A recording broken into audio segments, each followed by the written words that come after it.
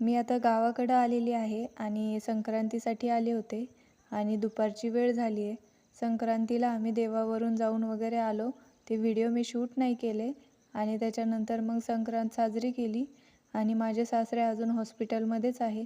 त्याच्यामुळं आम्ही पोळ्याचा स्वयंपाक नाही बनवला आणि मग बाकीची कामं पडलेली होते, ते कामे आवरून घेतले.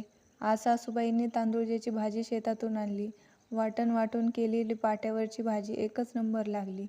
शेण जरा पडलेलं होतं, मग तो गोठा खराब दिसतो आणि ह्या मशीनला दुसऱ्या जागी पण बांधावं लागतं. त्याच्यामुळं पहिलं शेण उचलून घेतलं आणि सगळा गोठा क्लीन करून घेतला. मग त्याच्यानंतर त्यांना पण बांधायलाच करायला सोपं पडतं, नाहीतर मग ती जास्त घाण होऊन जातं. मग त्यांना पाणी, चारा सगळं करून क्लीन करून टाकलं आणि मग पिकू तर बोराच्या नादी लागून इडी झालेली आहे आणि चाफ्याला छान पानं फुटलेली आहे आणि वाऱ्याने सगळी मका झोपून गेलेली आहे.